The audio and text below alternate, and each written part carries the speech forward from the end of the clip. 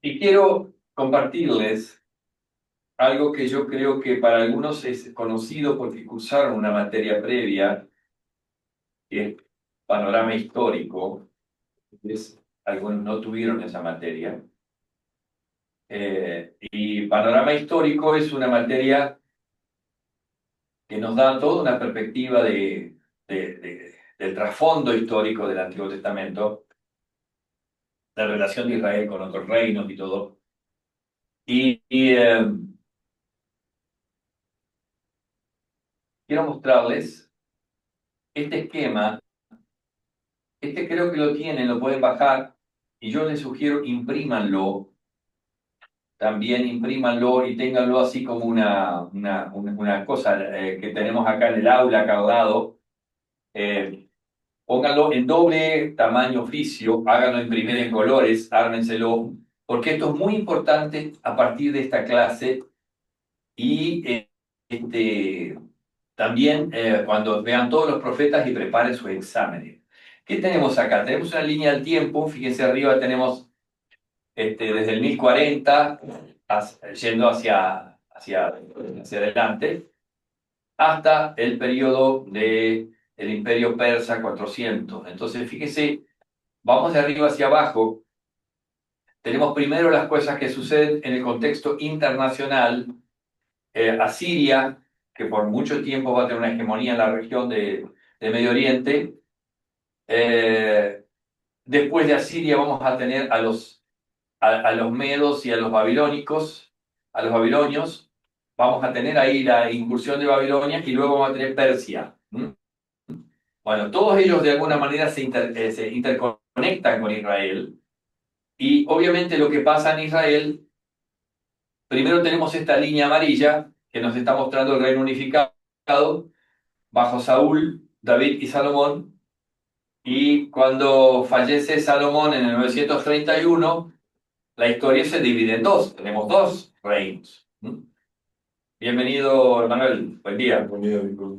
Bueno, ya te íbamos a poner ausente, pero ahora ponemos presente. Gracias. Fíjense arriba, en color naranja, tenemos lo que es el Reino del Norte, Israel, con capital primero en Siquem, después en Tirsa, después finalmente en Samaria. Esa historia es más corta, termina en el 722, cuando el Reino del Norte es destruida la ciudad, el capital de Israel, perdón, la ciudad de Samaria, y los habitantes del Reino del Norte son llevados al exilio por los asirios. Pero la historia del sur, en color verde, es más larga. En el sur gobierna la dinastía davídica, salvo en un periodo muy breve de una tal Atalía. El reino del sur está gobernado por la casa de David. Ese reino del sur, hay una interrupción ahí en el color gris, fíjense, es el periodo del exilio babilónico, que la historia se vuelve a contar a partir del regreso, cuando viene el edicto de Ciro de los persas, el 538, 536, ahí empiezan a regresar, y ahí, además tenemos, fíjense aquí, color rojo, los reyes de Damasco. Es la historia de Siria, no es Asiria, sino Siria, que existe hoy todavía como país. Los arameos también se llamaban. Esa historia se interrumpe en el 732 acá, ¿ven? En el 722 se interrumpe la historia, bueno, del Reino del Norte. En el 586 es el exilio babilónico, acá lo vemos, 586, y luego en el 538 el edicto de Ciro para regresar. Ahora, ¿qué es lo importante de todo esto también? Fíjense cómo los grandes profetas están relacionados con esta historia, y tenemos a Elías y a Eliseo, y aquí empiezan a aparecer profetas que ya nos suenan conocidos: Abdías, Joel, Jonás, Amós, Oseas. Y acá, ¿qué tenemos? A Isaías. Miren a Isaías dónde lo tenemos. Lo tenemos sobre el final del Reino del Norte y lo tenemos en días de Jotam, Acaz, Ezequías, en el Reino del Sur. También en los días de Manasés, posiblemente.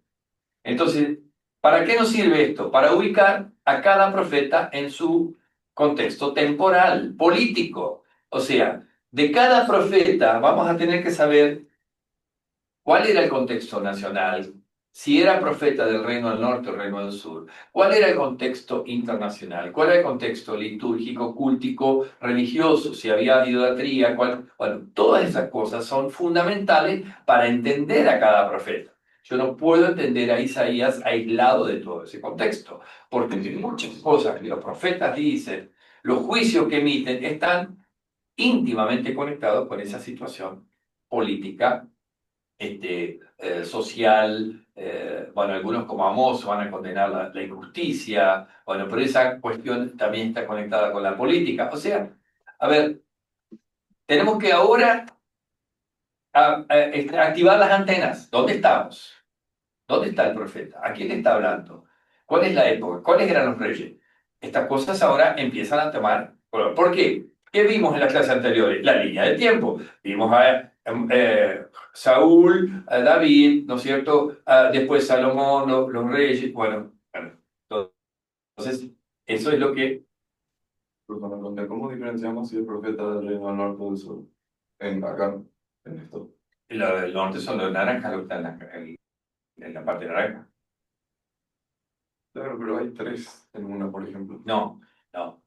Eso no lo vamos no lo vamos a diferenciar. Algunos profetizaron para ambos. Yo estás hablando de los profetas. No, te vas a dar cuenta cada uno, ahora cuando estudiemos cada uno. Okay. Isaías, por ejemplo, profetiza en el sur, pero Amós profetiza sobre el norte. Y algunos profetizan para ambos. Okay. Elías profetiza solo para el norte. Así. Eso lo tenemos que ver ahora. De Elías no tenemos el libro de Elías, no tenemos el libro de Eliseo. Profetas orales se le llama. Pero Jonás, por ejemplo, solo del norte. Ahí cuando veamos cada uno, no por eso los colores no varían. Y algunos son mixtos. Porque emiten juicios para el norte y para el sur. ¿Ya? Bueno, entonces.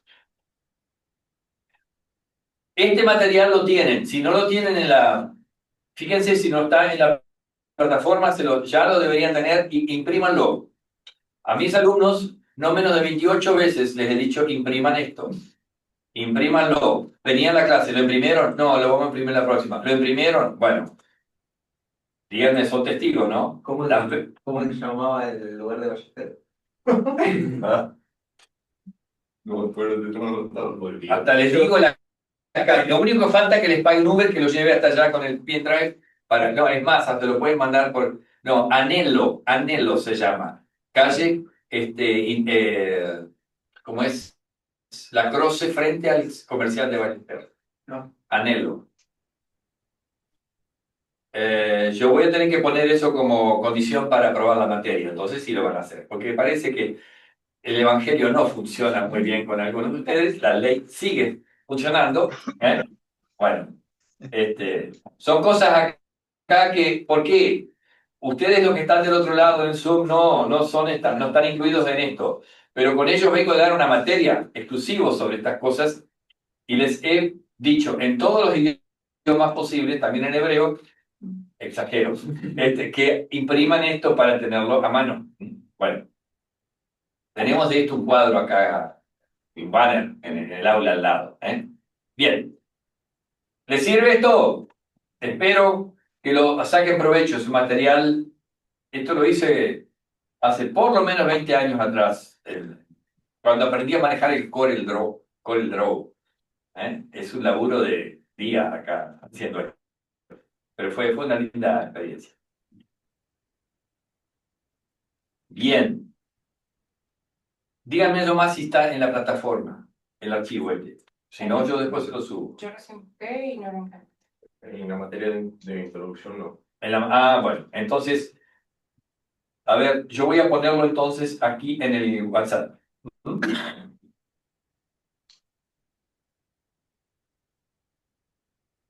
Lo pongo en el WhatsApp.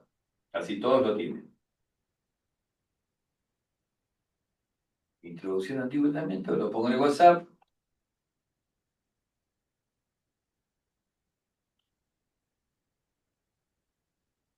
Ahí lo tienen. El formato está hecho para que lo puedan poner en 2 hojas de oficio. Si quieren hacerlo más grande, pueden, ¿eh? Reemplazar por algún cuadro de un Van Gogh que tengan en la casa o alguna cosa de esa que haya en Rembrandt o algún cuadro de esos, algún Picasso, ¿eh? Papel de pared. Bueno, bien. Toda la clase En temática. A4 se podrá hacer igual, sí, supongo que sí. ¿Cómo? ¿Cómo?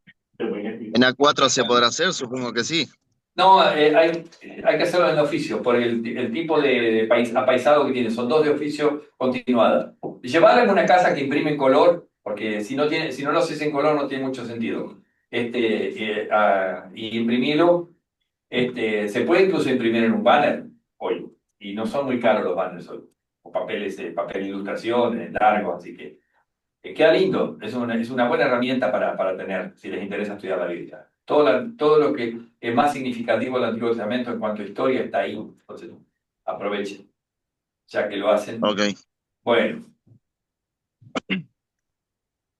ahora sí, vamos Muchas a ir. gracias por el material, muchas gracias. No, por favor.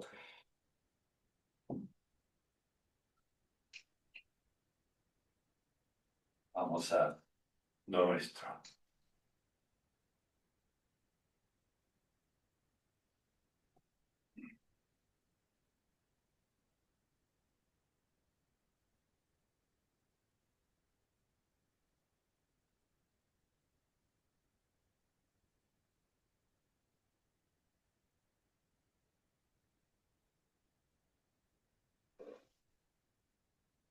Bueno,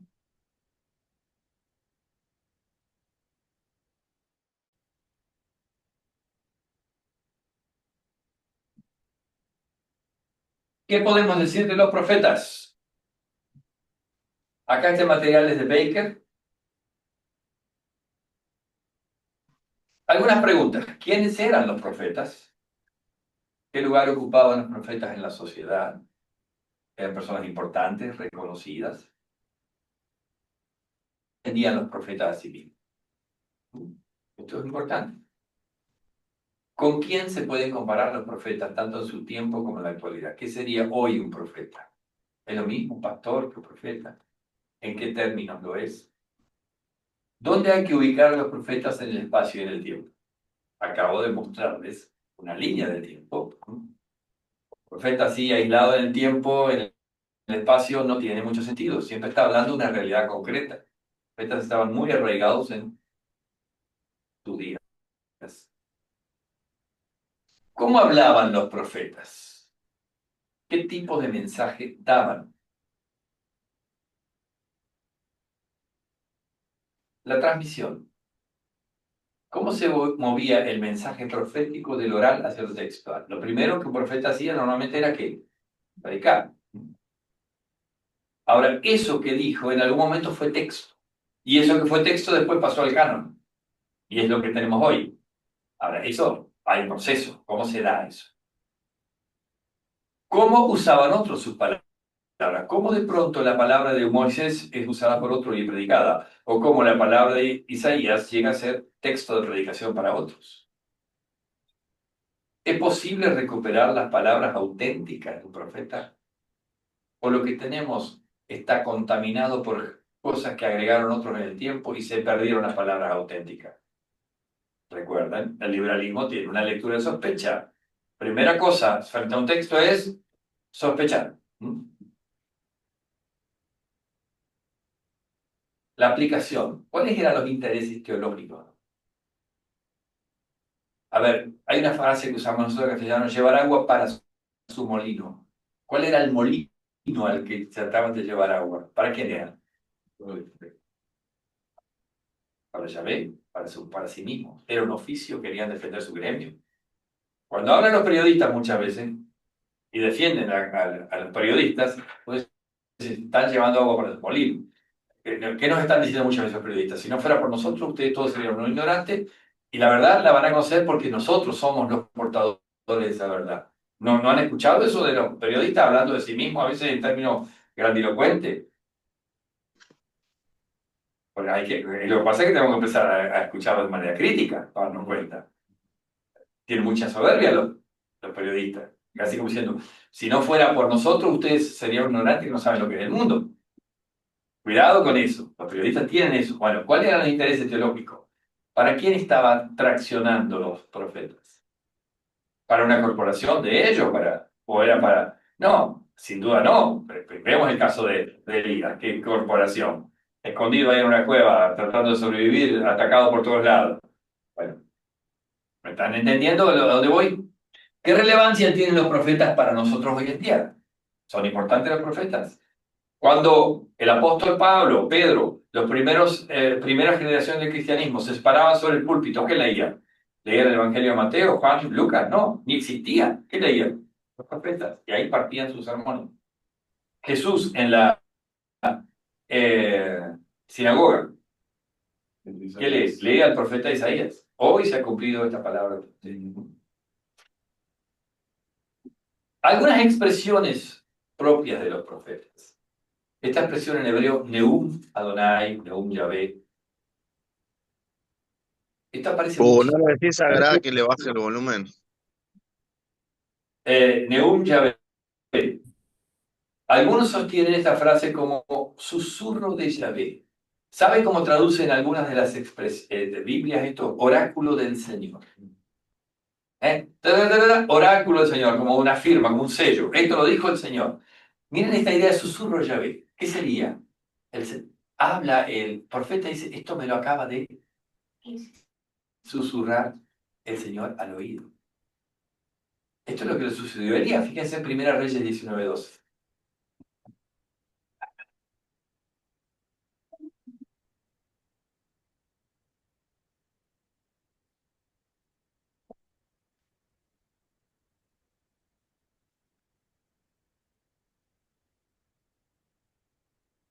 El terremoto vino en fuego, pero el Señor tampoco estaba en fuego, luego vino subido apacible y delicado. ¿No? Y cuando Elías lo persiguió, se cubrió el rostro con su manto y se quedó a la entrada de la cueva. Entonces escuchó una voz que le preguntaba, ¿es aquí Elías? ¿Se acuerdan que yo hice un sermón sobre esto hace poco? La devoción. Susurro. Susurro. En el caso del llamado de Samuel, el llamado era algo tan real que éste creía que lo estaba llamando sacerdote Elí. ¿Recuerda? ¿Me llamaste, señor? No, no, yo no estaba durmiendo, estaba en mi quinto sueño, no me moleste más. Al rato, ¿me llamaste, señor? Pero te dije, yo no te estoy llamando. Y ahí después Elí cae y dice, ¿no será que él se trata? Bueno, o sea, ¿de qué manera Dios se comunica? Es posible que Isaías se haya referido a este susurro cuando dice, Yahvé de los ejércitos se ha revelado a mí en mis oídos. Bueno, cuidado, porque también hay gente que dice, oigo voces. Cuidado, no todos los que oyen voces son profetas. A veces ustedes entienden que puede pasar, ¿no? Oigo voces. Fíjense, Isaías 22:14.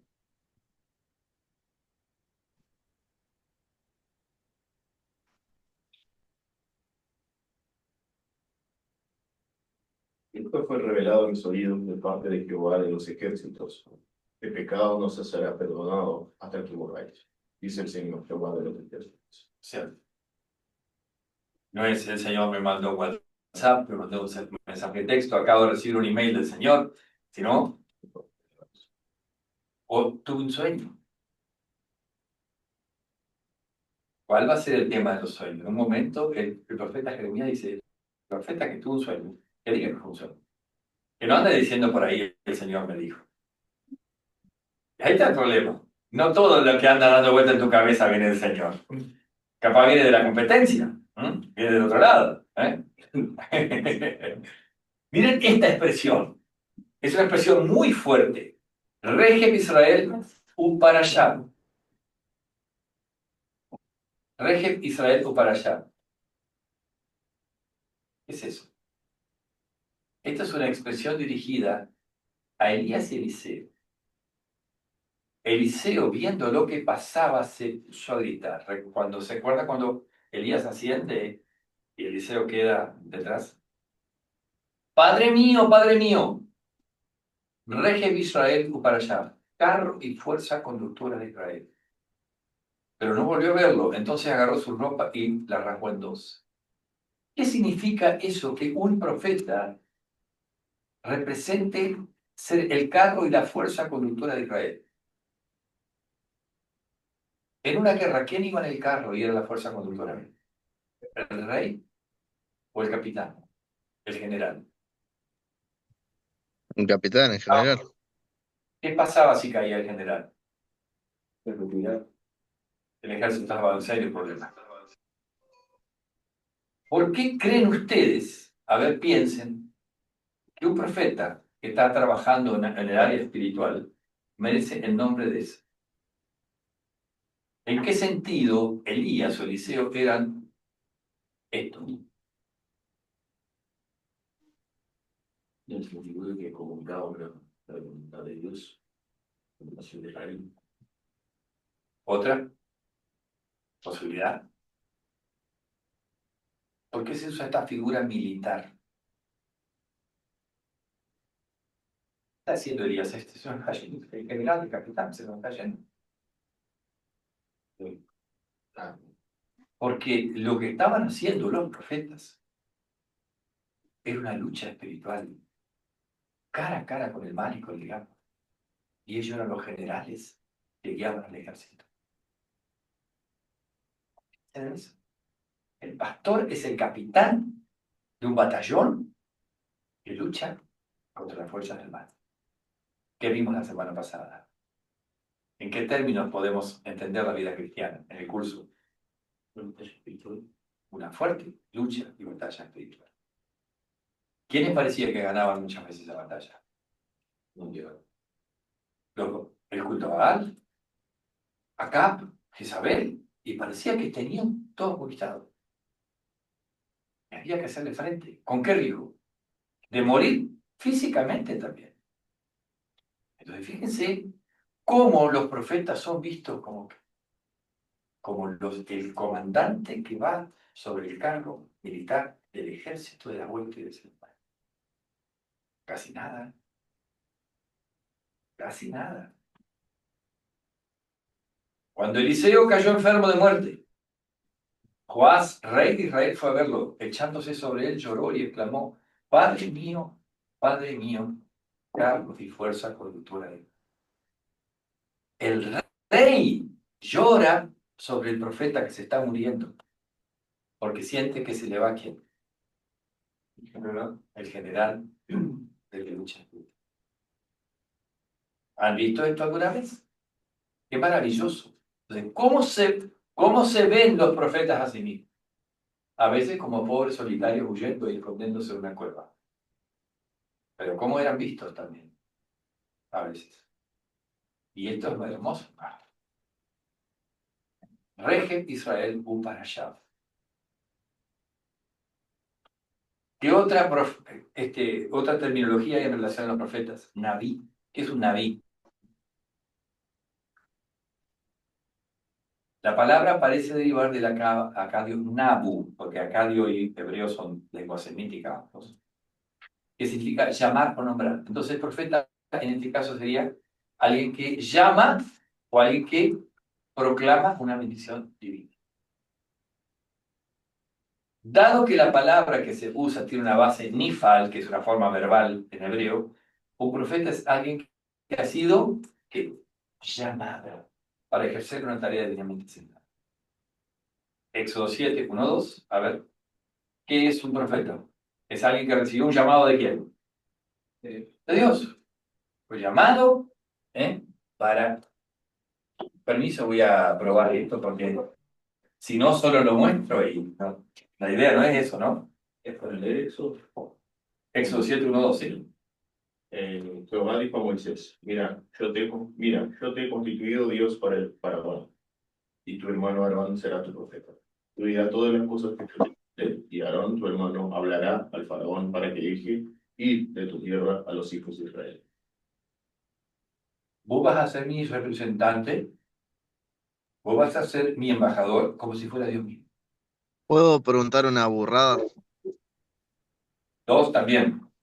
No hay problema. ¿Existen profetas que no sean de Dios? O sea, sí, si no es de Dios es un falso profeta, pero bien que hay gente que se hace decir profeta. No necesariamente de Dios, puede ser de otras religiones, por ejemplo. No, bueno, Mahoma supuestamente es un profeta. Alá es uno y Mahoma es su profeta. Pero Muchos han reclamado para sí mismos el título de profeta y hoy todavía hay muchos. En el mundo evangélico hay apóstoles, hay profetas. Ahora, hay mucha chantada, con el perdón de la palabra. Déjenme usar una palabra sencilla y suave. Pero también los pastores hoy tienen lo que podríamos llamar ministerio profético, la iglesia. ¿Por qué? Porque profeta es ser vocero de Dios para tu situación. Son la voz de Dios para una generación. Y eso es profético. Si la iglesia nos anima a ser profética, que cierre su puerta y ponga cerrado. La iglesia siempre fue profética. Y ser profeta es estar expuesto, porque estás en un campo de batalla. Y el enemigo es poderoso y peligroso y tiene armas. Entonces, ahí eso lo vemos, la persecución. ¿Por qué la iglesia fue perseguida? Si la iglesia hubiera optado por pasar desapercibida, no habría sido perseguida. ¿Me entienden? Bien. Espero haber respondido, Daniel. Usted es Gracias, profeta. gracias. Usted es profeta, Antonio. Sí. El profeta Antonio, sí. A ver si algún día en una lápida que se me ocurre cuando esté en el cementerio. Aquí yacen los restos del profeta Antonio. No, no, por favor, no. No es para tanto. Ish Ha-Elohim. ¿Qué significa eso? Literalmente, hombre de Dios, varón de Dios. En el Antiguo Testamento muchas veces el profeta es llamado hombres de Dios. No hay Isha Elohim o Eshet Elohim. Hay mujeres profetizas. Hay la tal Hulda, hay la Débora, hay mujeres que son voceras de Dios para su tiempo. Pero no sé si existe el concepto Eshet Elohim, pero sí existe Ish Elohim, varón de Dios. Sin embargo, lo opuesto no es siempre cierto. El profeta no es siempre un hombre de Dios. Hay profetas que no merecen ese título. Hay profetas falsos que van a ser hombres de Dios.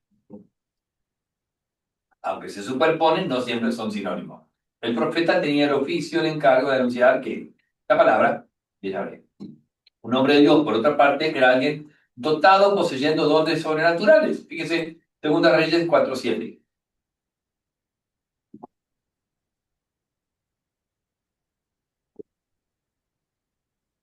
Entonces ella fue a contárselo al varón de Dios y le dijo, ahora ve y vende el aceite y págale a tu acreedor, y tú y tus hijos vivan de lo que les quede. Se nota que ese es Eliseo, ¿no? ¿Qué más hay en relación? Estamos buscando terminología hebrea, en hebreo, respecto del oficio profético. Bne Hanebim, hijos de los profetas. ¿Quiénes eran los hijos de los profetas? Y generalmente se los describe como miembros de una escuela de profetas. Se acercaron a Eliseo los hijos de los profetas que estaban en Jericó y le dijeron, ¿sabes que Jehová va a arrebatarte hoy a tu Señor? Sí, lo sé, pero callad, respondió él. ¿Quiénes eran los hijos? No eran hijos carnales, ¿qué eran? Alumnos, discípulos. Y se les llamaba hijo del profeta.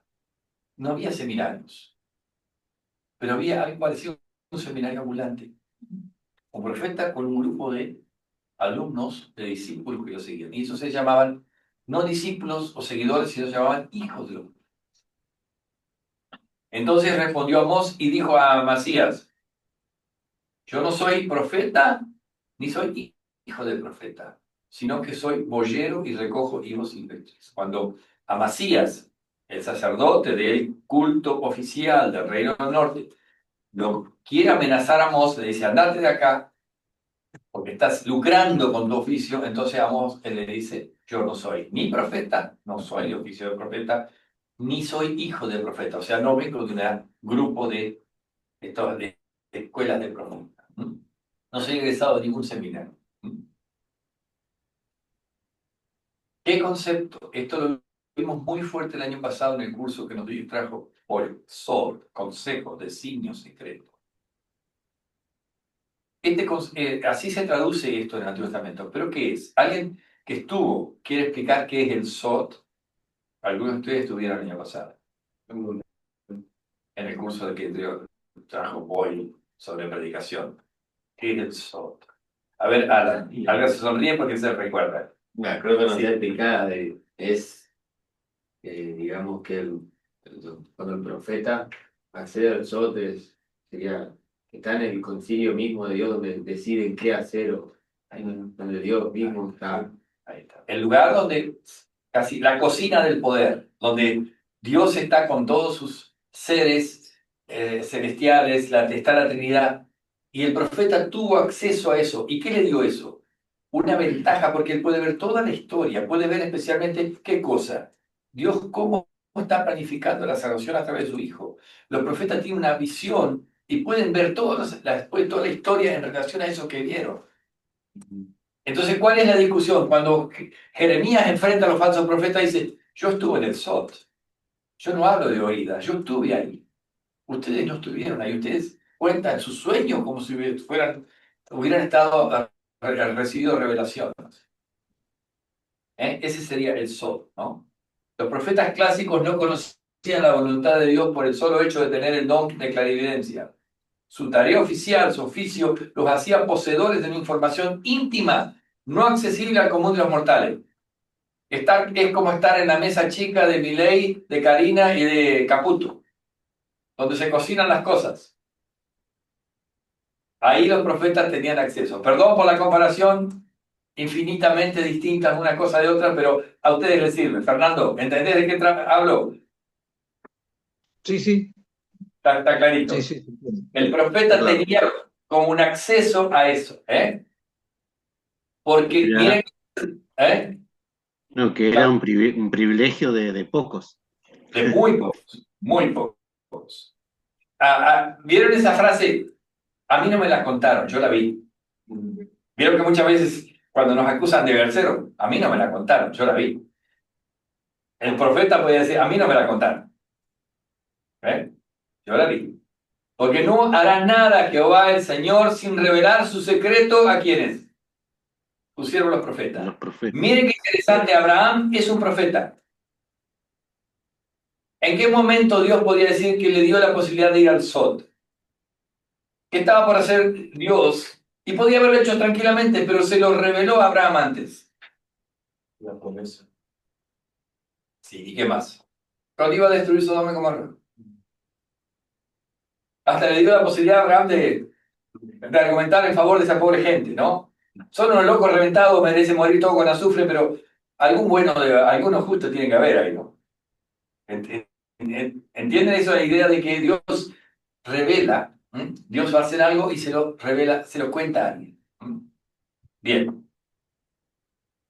El oficio. ¿Cuál es la misión del profeta? Vamos a leer este texto. A ver. Por eso el Señor les dio esta advertencia a Israel y a Judá por medio de todos los profetas y videntes. Vuélvanse de sus malos caminos, cumplan mis mandamientos y decretos, y obedezcan todas las leyes que ordené a sus antepasados, y que les di a conocer a ustedes por medio de mis siervos los profetas. ¿Cuál era el gran punto?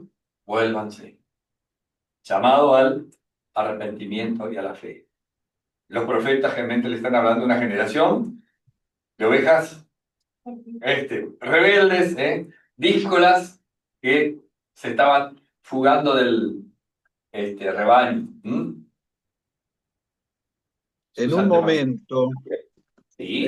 a ver si entendí bien, en uno de los capítulos de Lensing decía que los profetas vendrían a ser como la oposición a cómo se estaba llevando a cabo la religiosidad dentro del pueblo.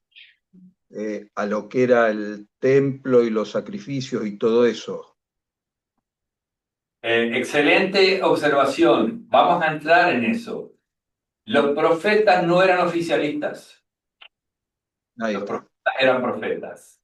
Y a veces se llevaban muy mal con los reyes. Muchas veces muy mal con el pueblo y también muy mal con quién, con la élite religiosa. ¿Por qué? Porque la tarea de los profetas no era golpear la espalda y decir, qué buen tipo que sos, está todo bien, contá conmigo. Muchas veces era ponerle un espejo adelante y decir, mirá la porquería que estás haciendo. Un caso muy conocido, el de David Y Natán. y Natán. Ahí está. Miren si Natán hubiera querido ser oficialista chupamedia y mantener su cargo. Vos tenés Le habría dicho a Elías, che, qué buena, está linda Betsabé, che, te felicito. ¿Sos feliz? Bueno, dale para adelante. ¿Dijo eso?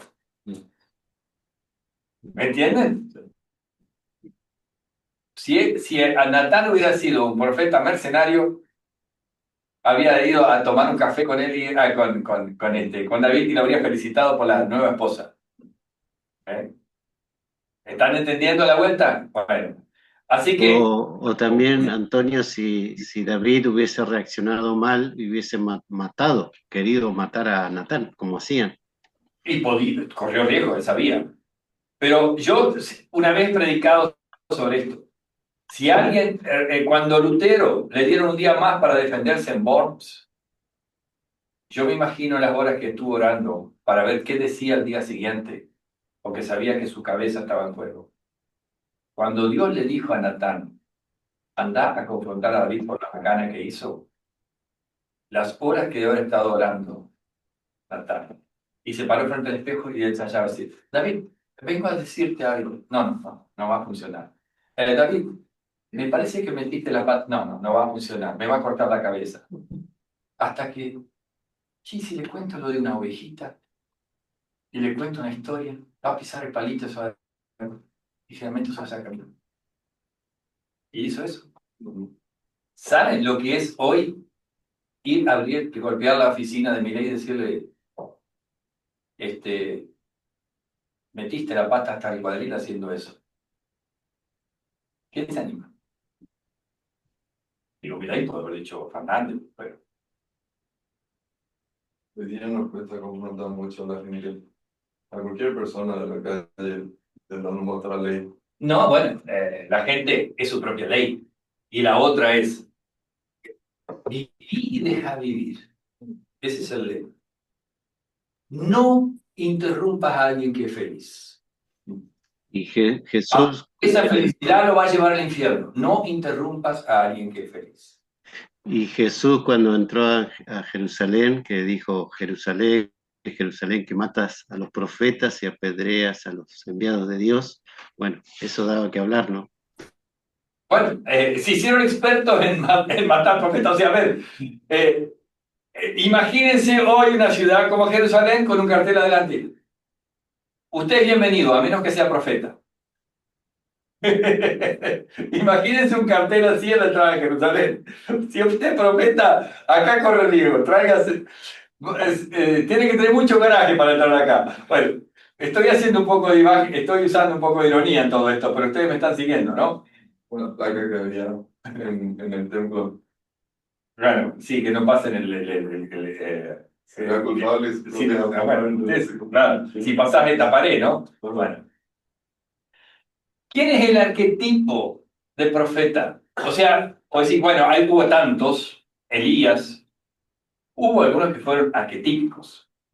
Y cuando Jesús tiene esta visión en la, como es, en la transfiguración, ¿quiénes aparecen ahí? ¿Quiénes merecen estar ahí? Moisés y Elías. Miren por qué Moisés es como el arquetipo. Deuteronomio 18, 15, 18.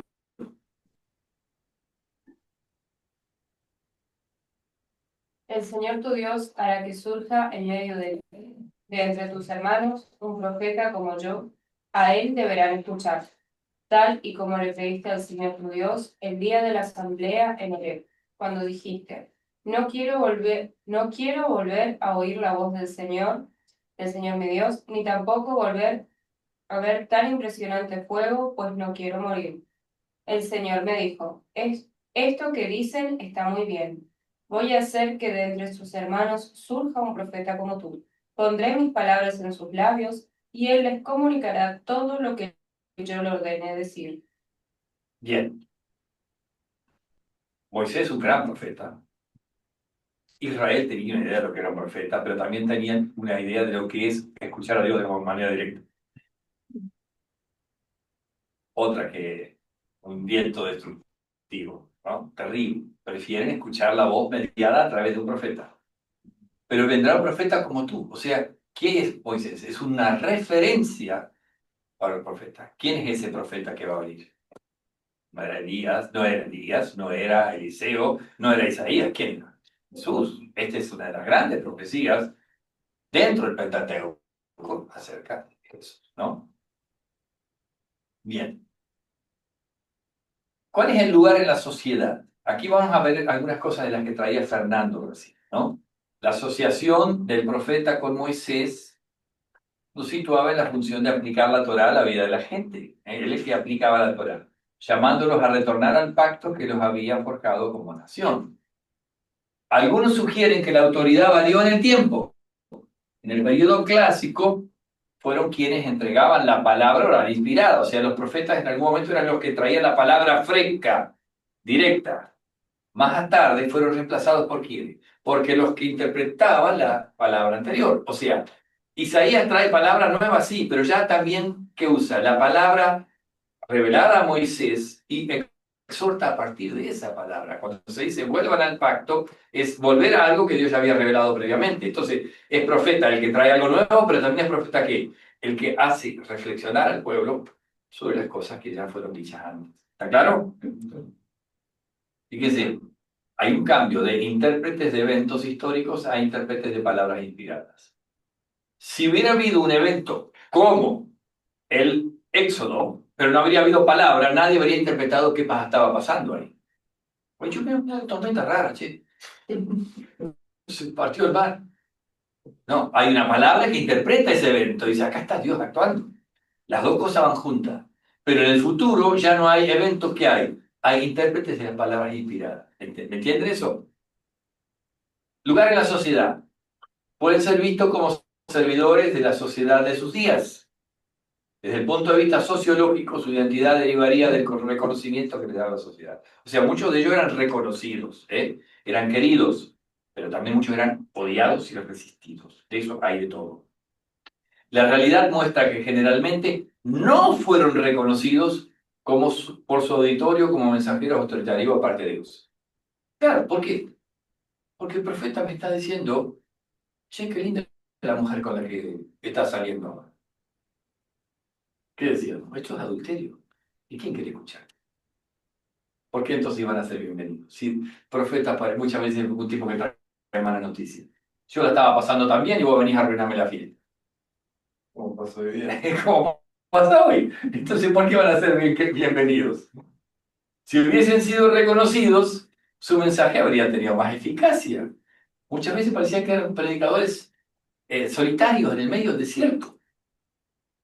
Su identidad derivaba mucho más de la convicción de su llamado. O sea, si algún profeta tenía que haberse realimentado su identidad con los likes de su Instagram, se habría muerto de depresión. Y era lo único que a veces lo tenía convencido y vivo, la certeza de su llamado. Por eso que aparece, en Jeremías aparece el llamado en el capítulo 1. En Ezequiel comienza con su llamado y en Isaías en el capítulo 6. Si algo tenían certeza de que no es que se me puso en la cabeza que tengo que ser el vocero de Dios. Tenían ese fuerte. Es más, Jeremías lo tenía tan fuerte, dice, me sedujiste, Señor, y me dejé seducir. Maldito sea el momento en que me llamaste para este oficio tan horrible. Pero no puedo dejar de hacerlo. Porque lo más fácil es escaparse para la gente. No hay aplauso, no hay popularidad, no hay seguidores en Instagram. Corro el riesgo de que me pase esto, y efectivamente Jeremías, pobre, metido en un tacho, metido en un sótano, lleno con barro hasta el cuello. ¿Cuál es la ganancia de todo esto? Y sin embargo, eso estaba vivo en ellos. O sea, no es que un día alguien los hizo populares, porque muchos profetas de estos gurúes, los gurúes, ¿qué son los gurúes? El tipo empieza a publicar una cosa, al poco tiempo crece eso. ¿Quién le da eso? No es algo de Dios, es algo que ellos mismos saben retroalimentar y la popularidad te hace gurú. Todos saben de qué estoy hablando cuando hablo de gurúes, ¿no? Sí. ¿Qué es un gurú? ¿Qué entienden otro por gurú? A ver. Es un guía, ¿Eh? puesto guía. Un supuesto guía espiritual, un iluminado. Bueno, en Oriente hay muchos gurús y todo eso. Todo. Hay gurúes en economía, gurús en política. Entonces, el lugar en la sociedad, fíjense, de intérpretes de eventos históricos ¿a qué? A intérpretes de textos inspirados. Entonces, los profetas posteriores ya hay un canon previo, una palabra que toman como punto de partida. Relaciones institucionales. Y acá viene lo de Fernando.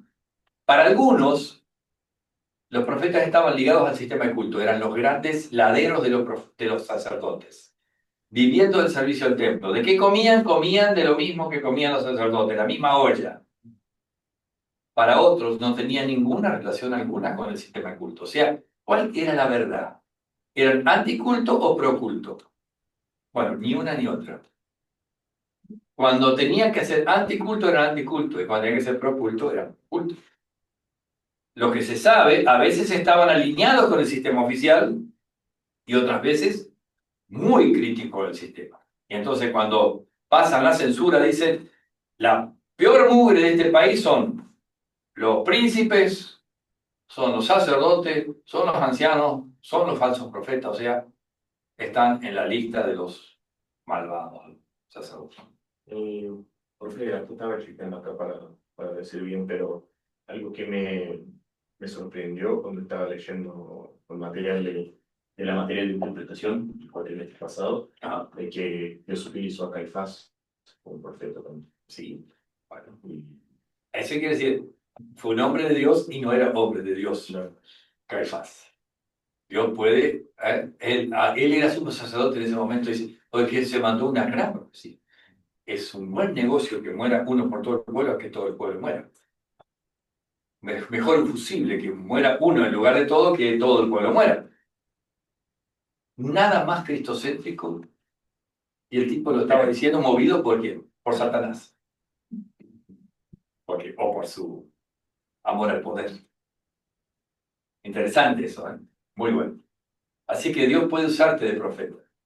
Y vos quizás ni te des cuenta. Estás diciendo una burrada, pero Dios, eso es funcional al plan de Dios. Bueno. Se puede hablar muchas veces de mutua influencia. ¿De quién? De profetas a sacerdotes. Profetas formados en el contexto del culto oficial. Por ejemplo, Ezequiel era de la... Jeremías también venía de una familia de profetas. Entonces, sabían, de sacerdotes, perdón. Sin embargo, eran la voz crítica que denunciaba fuertemente ciertas prácticas. Cuando el culto se volvió algo rutinario, cuando los profetas, cuando los sacerdotes eran corruptos, cuando hacían alianza con el poder político y todo eso, ahí eran confrontados. Miren acá, interesante, acá hay un autor, Ellison, que lo usamos alguna época aquí como libro, dice, ¿cuál es la relación del sacerdocio con el profetismo? ¿Alguien quiere leerlo? En cuanto al llamamiento, Dios llamaba a los profetas uno por uno, mientras que los sacerdotes eran nombrados en virtud de su descendencia de Aarón. El sacerdocio era hereditario, el ministerio profético era carismático. Clarito. Uno era un oficio heredado, ¿no? El hijo de carpintero era carpintero, el nieto era... No, acá en este caso es llamado uno por uno, carismático. En cuanto a su oficio, otro. En cuanto a su oficio, los profetas tenían la función de representar a Dios ante el pueblo. Los sacerdotes eran los representantes del pueblo ante Dios. Por eso el lugar natural del sacerdote era el santuario. Los profetas iban de un lado a otro hablando al pueblo. ¿Entienden esto? Los profetas representaban a Dios ante el pueblo, eran la voz de Dios. Y los sacerdotes eran más bien los representantes del pueblo ante Dios. Uno en el templo, otro en forma circulante. Del otro lado del Zoom, ¿no? Fernando, ¿quiere leer este párrafo en relación a su obra especial? Sí. En cuanto a su obra especial, los profetas se preocupaban de la purificación del corazón, la conducta y la moral. Los sacerdotes estaban más interesados en lo ritual, el ceremonial y los símbolos exteriores.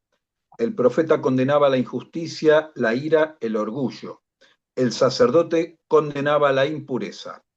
Ambas funciones debían complementarse en la religión de Israel, aunque el ritualismo muchas veces pretendió suplantar la espiritualidad interior. Ustedes cuelan el mosquito, pero se tragan el camello. ¿Quién dijo eso? Jesús. Cuando el ritualismo le gana, ¿qué? A la espiritualidad interior. Ah, no, esto lo tocó fulano, esto no fue bien lavado, toda la cuestión exterior. Muchas veces la religión se transformó en eso. ¿Qué significaba tragarse el camello? Pero la casa de la viuda la explotás, sos un narcotraficante, no, yo no te compraría un auto usado por nada porque sos un tramposo, etc. ¿Entienden la diferencia? En cuanto a su ministerio docente, a ver, Claudio. En cuanto a su ministerio docente, ambos eran maestros de la ley. Los sacerdotes eran los maestros regulares. Los profetas eran los predicadores de departamentos espirituales. Despertamiento. Departamentos. No, Dice. despertamiento, de despertar. Sí, perdón. Despertamientos espirituales. Los sacerdotes eran formadores, los profetas eran más bien reformadores. Los profetas generalmente aparecían cuando los líderes y la gente habían olvidado la ley, y su mensaje generalmente era de mucha urgencia. En ese sentido, ¿quién habría sido también un profeta? Lutero. Lutero. Sí que lo fue. Y corrió los mismos riesgos de un profeta. Si a Lutero le hubiera interesado el poder, ¿cuál era la mejor manera? Hacer carrera dentro del catolicismo, llegar a ser papa. No, él era alguien crítico al sistema y pagó un precio. ¿Están entendiendo la diferencia? Fíjense, todo esto que trae el cine es maravilloso, a mí me gusta mucho para contrarrestar los oficios. Sí, perdón. No, justamente ahí donde yo me había trabado, era clave, era muy lindo interpretar eso, ¿no? Despertamientos espirituales. Eran los grandes despertadores, cuando la gente estaba dormida. Bueno, hay fenómenos similares al profetismo en otros lugares del Medio Oriente. Acá en distintas culturas tenían oráculos, magos, adivinos. Textos de la antigua Babilonia y de Mari reportan revelaciones recibidas por profesionales y por laicos, actuando como intermediarios divinos. O sea, en muchas culturas había personas que supuestamente traían mensaje de los dioses. Los oráculos que decían, hay que ir a la guerra, hay que ir mañana, no pasado mañana recién, porque en este momento los planetas no se están alineando bien. Bueno, todas estas cosas, ¿de dónde vienen? De mucho, ¿no? Textos asirios que incluyen colecciones de revelaciones. Ahí se han encontrado textos. A veces se les llama Mahu, textos extáticos, o sea, el profeta hablaba, no sé si tomaba alguna cosa rara, alguna sustancia, pero de pronto y hablaba y bueno, hablaba en nombre de Dios, pongámosle comillas por todos lados. La gran mayoría de los textos proféticos son de estilo poético. Esto es interesante. Si ustedes agarran las Biblias hoy, buena parte de los textos de los profetas deberían estar escritos y no están como si fuera poesía, como los salmos. Porque eran como, se podría decir, poetas que cantaban, hay otra palabra mejor todavía, juglares, los juglares. ¿Alguien escuchado la palabra juglares? Busquen en internet qué es un juglar. Era el que cantaba y bailaba. Claro, cantaban y eran como los predicadores antiguamente también. Sí, Bien. era el médico. ¿Qué dice de juglar? A ver. Chistoso, artistas volantes medievales, músicas, actores y contadores de historias. Ahí está. Bueno, algo así. Los Eh, bardos, ¿no eran los bardos también que le decían? ¿Cómo? Los bardos. Ay, no me suena eso. Quizás sea así, pero no lo tengo registrado. No lo tengo Ser registrado. como trovador. Trovadores, eso es lo mejor. Un trovador. Esa es la palabra, me parece. Esa es la palabra que yo estaba buscando, más que juglar. Un trovador. Exacto. Bien, gracias. Trovadores. Usan recursos distintos, eran muy creativos. ¿Sí? Natán, para llamarlo al arrepentimiento a David, se contó la historia esa de las de la ovejita. Ellos eran muy astutos y usaban juegos de palabras, literaciones, asonancias, estructuras especiales, quiasmos. Eran muy artífices del lenguaje, porque sabían que había corazones sólidos ahí que había que penetrar, ¿no? Pero también tenían muchas cosas que eran muy dramáticas ellos. Acostarse desnudos en algún lugar, vestirse de determinada manera. Usaban cosas que hoy, si usáramos el domingo, quizás nos retiran el llamado, ¿no? Querés llamar la atención a tu congregación, decir, ¿a qué viene a hacer teatro acá el pastor? Bueno, estas cosas las usaban, ¿eh? Mensaje oral o escrito. Dado que son predicadores, es posible que buena parte de sus mensajes en primera instancia hayan sido orales, se supone. ¿Cuánto de lo escrito fue escrito por ellos mismos? Esta es otra pregunta. Sabemos que de las 130 tomos de Lutero, de la obra de Weimar, que es la obra completa de Lutero, muchos de ellos nunca fueron escritos por Lutero. ¿Por quién fueron escritos? Por sus alumnos, la gente que estaba en la iglesia, tomaba nota de sus clases. Entonces, eso también. Para algunos no escribieron nada. Si se manifestaban extáticamente, ese sería el caso. Éxtasis, ¿no?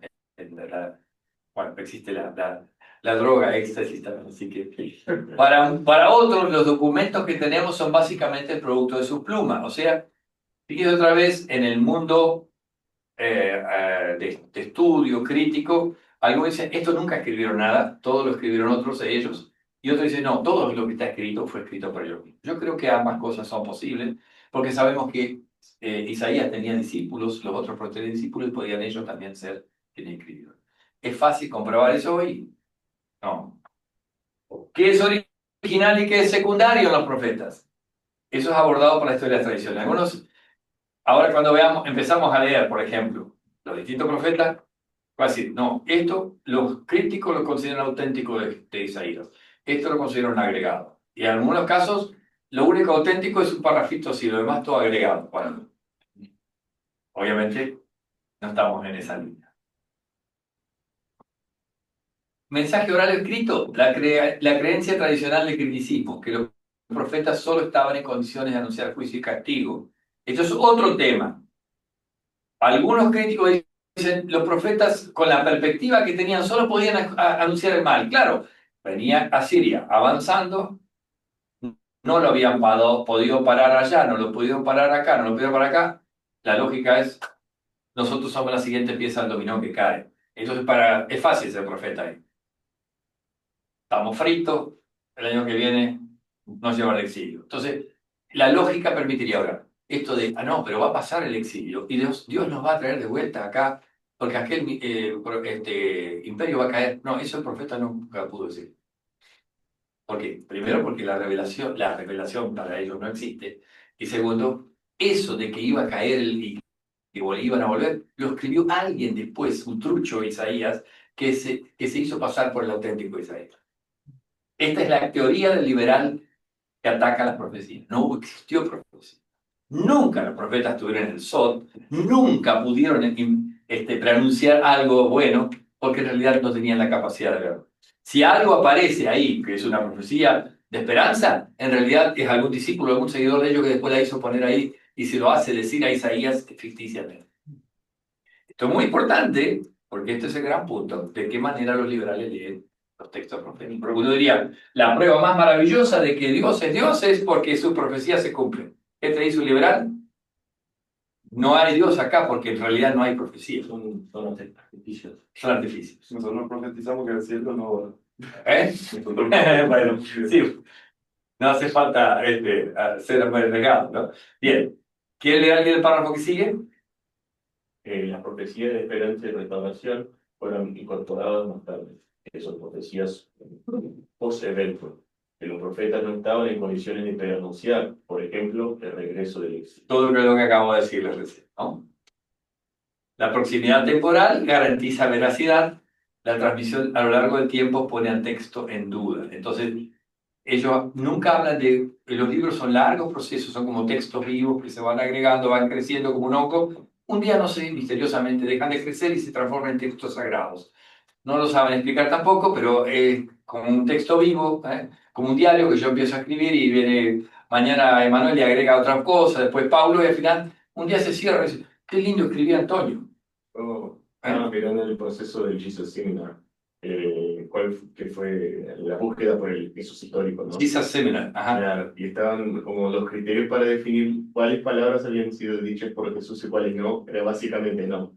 Y hasta acá Jesús no dijo eso, porque para nuestra comprensión de Jesús, esto probablemente Jesús me iba a decir, y si estaban afuera, o sea, literalmente era como uno de acá tiene cualquier teor sobrenatural o algo así, no, Jesús no puede haber dicho eso. Claro, sí, sí. Bueno, en la res y la verba que hablábamos recién en la clase anterior, ¿no? ¿Cuál es para ellos la res? Bueno, lo que entra en la razón. Un Cristo filósofo, por ejemplo. Bien. Acá podemos avanzar un poquito más rápido. El criticismo de la redacción, como ve esto, estudia el supuesto proceso de compilación, edición y composición de diversas fuentes orales y escritas, toda esa cuestión técnica. A veces el criticismo en la redacción se superpone con el criticismo de las formas, diciendo estas formas son auténticas, estas no. ¿Recuerdan Gunkel? Gente que vimos allá, junto con el tío Julio. Los mensajes proféticos muchas veces son vistos como aplicación mensajes anteriores usados en otros contextos, como diciendo, bueno, esto lo dijo Amós, pero después hubo otros seguidores de Amós que tomaron la misma palabra de él y la trajeron a una nueva situación, y esto se agregó al libro original y todo hace parte del compendio de Amós. Bueno, para Wellhausen, ¿recuerdan? Él había idealizado, dice, eran los creadores del monoteísmo ético, como diciendo, este fue el momento más lindo de la religión de Israel. Porque después que vino el judaísmo, todo el culto levítico, todo, porque eso los sacerdotes tomaron la posta y se apropiaron de la religión. Para Gunkel, lo importante era el Sittim Leben y las formas puras. Estudios antiguos de la literatura contenían unidades breves, la mixtura es signo de decadencia. Otra vez, Gunkel, si es forma pura, eso está bien. La forma original, no la forma canónica final, era objeto de estudio. Se estudiaban las pequeñas unidades originales, no el texto final. Los libros proféticos vistos como un collar de cuentas en el que el contexto literario no tenía valor, como un collar donde va agregando perlas. Bueno, para Mowinckel, los poemas y oráculos en primera persona que representan el discurso directo de Yahvé eran genuinos. Las narrativas acerca de los profetas que ligan ocasiones históricas con la profecía están influidos por la leyenda, Mowinckel. ¿Viste? Mensajes o sermones en forma narrativa influidos por la comunidad posexílica, o sea, las profecías de esperanza para Mowinckel no son genuinas, son truchas. ¿Qué sigue? Westermann, Koch, otros. Bueno, esto es todo un poco cómo se ve todo desde más adelante. Vamos a dejarlo. Vamos a ir a Isaías. ¿Qué dice acá en hebreo? Casón Yeshayahu ben Amos, Asher Hayal Yehuda, Birushalayim, Bime Uziahu, Yotam, Ahaz, y Ezequiahu, Malché, Yehudá. ¿Qué quiere decir esto? Visión que recibió Isaías, hijo de Amós, acerca de Judá, Jerusalén, durante los reinados de Uzías, Jotam, Acaz, Ezequías, reyes de Judá. Acá alguien hace trampa. Acá. Tiene el texto hebreo ahí. Sí, me veo. Bien. Miren la primera palabra del libro, que es una visión. ¿Dónde lo vio? ¿En qué lugar lo vio? Ya está, es algo. Veo visiones. Bueno, cuidado. También puede ser, oigo voces. Profesor Bennett. Bueno, hijo de Amós, no es el profeta Amós, no, este es otro Amós. ¿Acerca de qué? Judá y Jerusalén. Estas dos palabras, Judá y Jerusalén, ¿a quién le están respondiendo una pregunta? A Emanuel, que hace un rato dice, ¿cómo sé? ¿Con qué color le pongo a lo del norte y sur? Está profetizando, reino del sur. ¿Mm? Fíjate cómo muchas veces en este versículo inicial se pone esto, tiempo y espacio. Judá, Jerusalén. ¿Y quiénes eran los reyes? Usías, Jotam, Acaz, Ezequías, rey de Judá. ¿Qué tengo que saber yo a partir de hoy, mañana, pasado, acerca de Isaías? Reino del sur, Jerusalén, Judá, Usías, Jotam, Acaz, Ezequías. ¿Cómo puedo entender mejor a Isaías? Si yo sé lo que pasó en los días de Usías, en los días de Jotam, en los días de Acaz y Ezequías.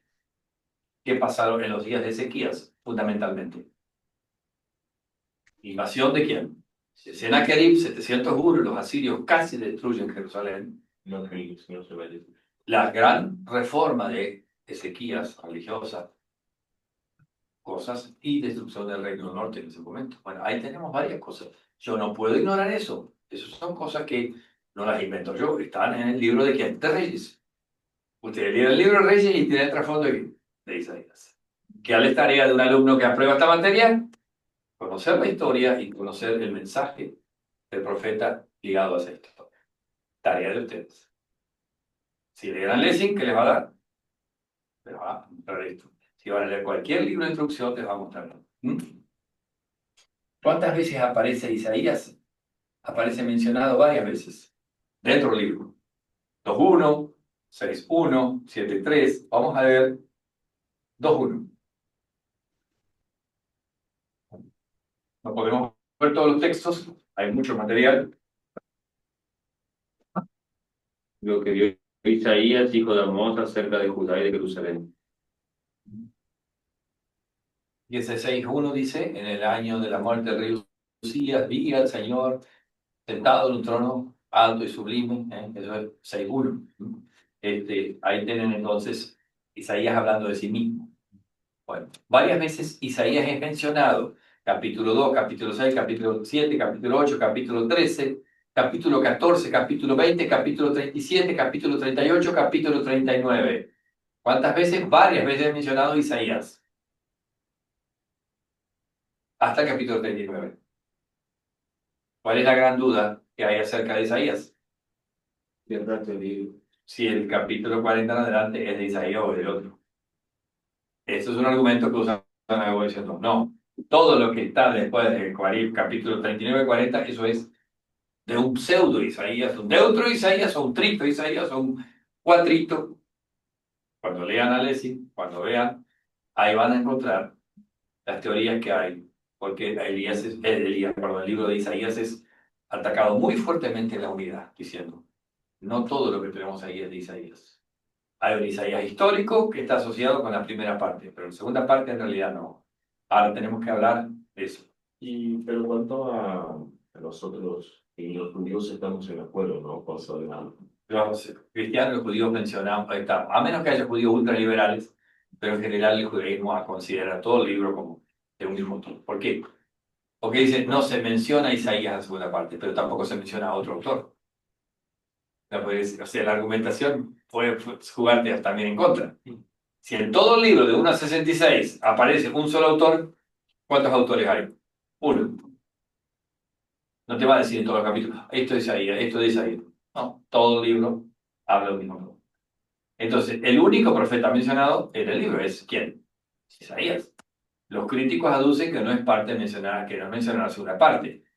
Qumran, 125 a.C., único rollo completo. El capítulo 40 comienza la parte inferior de una columna, ni siquiera hay un corte de columna. ¿Qué quiere decir? Para los judíos más antiguos, esto era una sola obra, un solo autor y no había cortes. Eso es una prueba de la arqueología. Qumran. Los liberales, 0, conservadores, 1.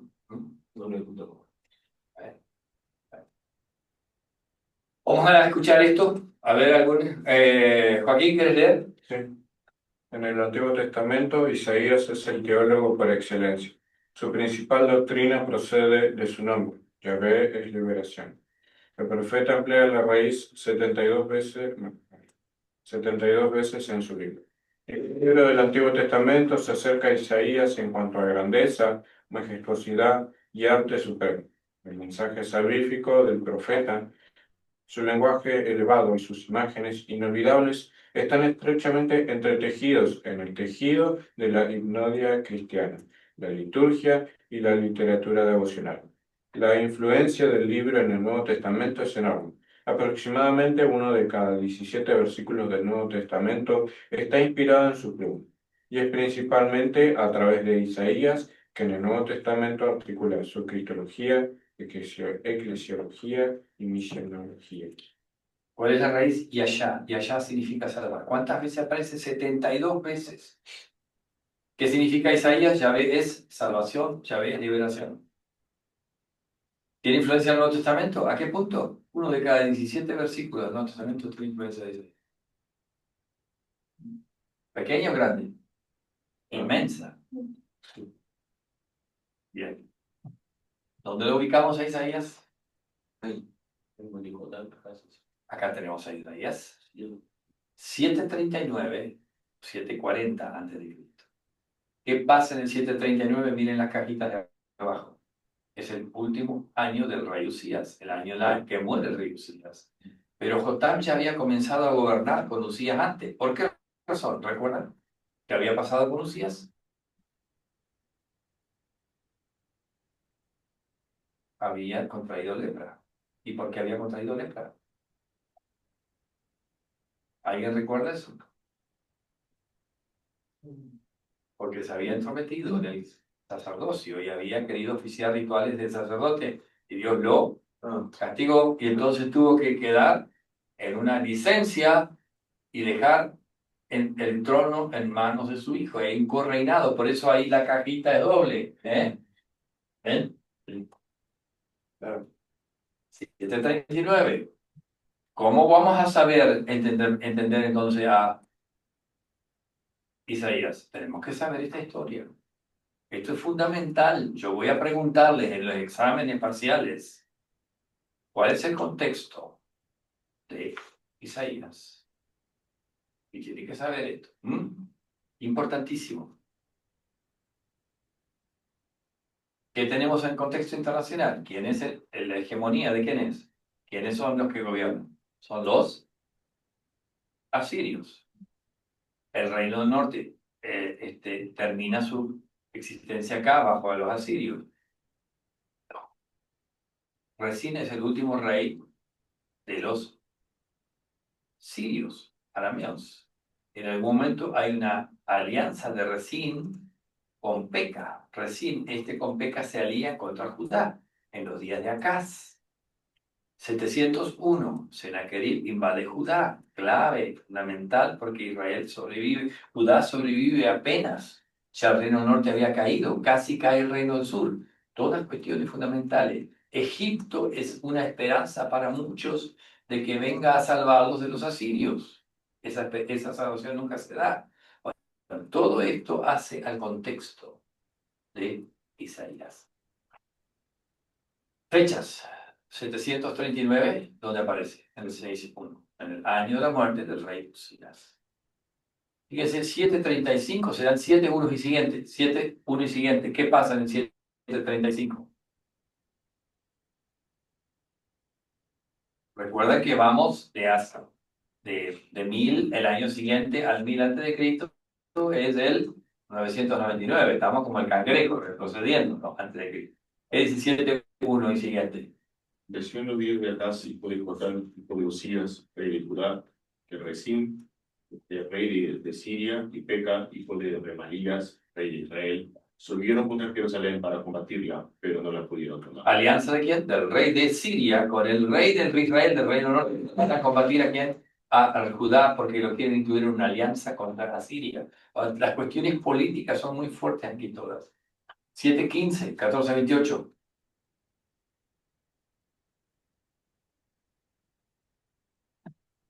El año en que murió el rey Ahaz tuvo lugar esta profecía. Acá se muere en el 7:15. Vamos acá, 7:15. Fíjense dónde está la línea de puntos. Ahí 7:15 abajo. Bueno, ahí tenemos eso. Vamos avanzando, no vamos a ver todo, pero fíjense cómo se puede fechar el libro. ¿Cuál es la última fecha mencionada? Es el 681 a.C., 37, 38. Entonces Sennacherib, rey de Asiria, se fue e hizo su morada en Nínive. Y aconteció que mientras adoraban el templo de Nisroch, su dios, sus hijos, Adramelech y Sarecer, le mataron a espada y huyeron a la tierra de Ararat. Y reinó en su lugar Esar-Hadón, su hijo. Sennacherib fue una peste para Judá. ¿Cómo murió? Asesinado. Muerto por sus propios hijos. Adramelech no es un nombre de la divinidad también. ¿Cómo? ¿Y no es el nombre del dios también? ¿Quién? Adramelech. Melech es el rey. Adramelech, no sé. Porque el que gobernó dice en su lugar. A ver cómo dice que gobernó en su lugar es Adramelech. No, Esar-Hadón. Esar-Hadón. un hijo suyo era Adramelech. Sí. Esar-Hadón. Eser, Adón. Adón es el Señor. Eser es ayuda del Señor. Bueno. Segunda Reyes probablemente es interesante que la última parte de Segunda Reyes es idéntico a esta parte de Isaías 36 a 39. Es el mismo texto. Es un duplicado. Parece que Isaías fue el narrador de eso y cuando se compiló Segunda Reyes usó texto de Isaías. Esto implicaría que Isaías tuvo un ministerio de ¿cuántos años? 60 años. 60 años como profeta. Así que es una persona longeva. En 1:1 no se menciona a Manasés. Creo que no está mencionado a Manasés. Es posible porque Manasés le impidiera a Isaías efectuar su ministerio. Él siguió como profeta en los días de Manasés. ¿Pero recuerdan cuáles fueron las características más importantes de Manasés como rey? Fue el más idolátrico y el más terrible de todos. Es posible que haya realizado su ministerio de manera oculta, no pública. Y quizá aquí, durante el reinado de Manasés, colectó y organizó su trabajo, sermones y discursos. ¿Saben cómo murió Isaías? No está registrado, pero la tradición judía es bastante confiable. ¿Alguien escuchó cómo murió Isaías? Parece que Fernando lo escuchó.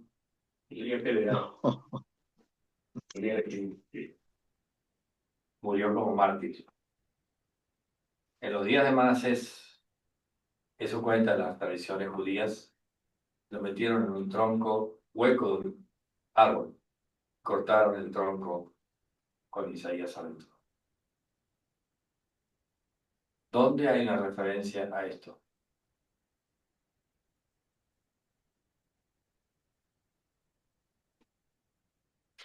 Pero con qué cortaron el tronco. Hebreos 11. Al final. ¿Qué dice al final de Hebreos 11? Cuando hace toda la galería de los héroes de la fe. ¿Qué pasó con muchos? Dice. Miren al final Hebreos 11.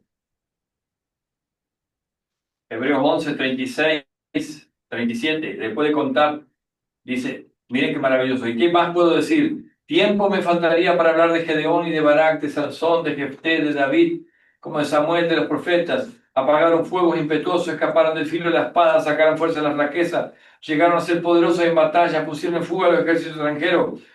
Hubo mujeres que por medio de la resurrección recuperaron sus muertos. Otros sufrieron burlas y azotes y hasta cadenas y cárceles. Fueron apedreados, aserrados, puestos a prueba, muertos a filo de espada.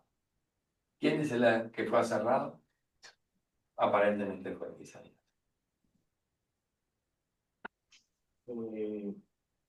Otra porque el versículo acá que comentaba de Melech, está en 2 Reyes 17, 31. Dice, los sabeos hicieron a Nirjas y a Tartak, y los Sepharvaim quemaban sus hijos en el fuego para adorar a Anamelech y a Anamelech, dioses de Sepharvaim. Ajá, bueno. De los dioses, Sí. Melech significa Dios, rey, ¿no? Bien. El oficio y en la persona de Isaías. Fíjense algunas cosas. 8.3, 7.3, vamos a ver. 38.1. ¿Qué tarea tenía Isaías? Algo que sorprende mucho de Isaías es el acceso rápido que tenía a la corte. Podía entrar a la presencia del rey sin pedir cita. O sea, tenía un acceso muy rápido. Entonces, probablemente había ahí una conexión. A ver, ¿qué dice 8.3? Isaías 8:3. Luego me allegué a la profetisa, la cual concibió y dio a luz un hijo. Entonces el Señor me dijo, pon por nombre Maher Salal Hasbaz. Mirá qué nombre. Maher Saral Hasbaz.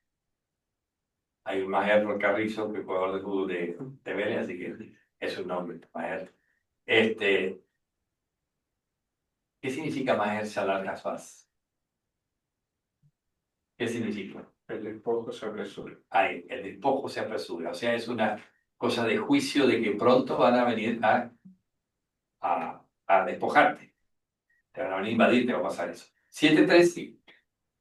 Entonces dijo Jehová a Isaías, sal ahora al encuentro de Acaz, tú y Shear Shear, y Ashub. Shear y Ashub. tu hijo, al extremo del acueducto del ataque de arriba, en el camino de la heredad del lavador. Tenía que ir al encuentro del rey. El rey era Acaz. ¿Con quién va? Con su hijo Shear y Ashub. ¿Qué significa Shear y Ashub? Un remanente volverá. Ese es un texto de promesa. Ahí iba a quedar un resto que iba a regresar. Volver puede sentirse un regreso a Dios, pero también un regreso desde el exilio. 38.1.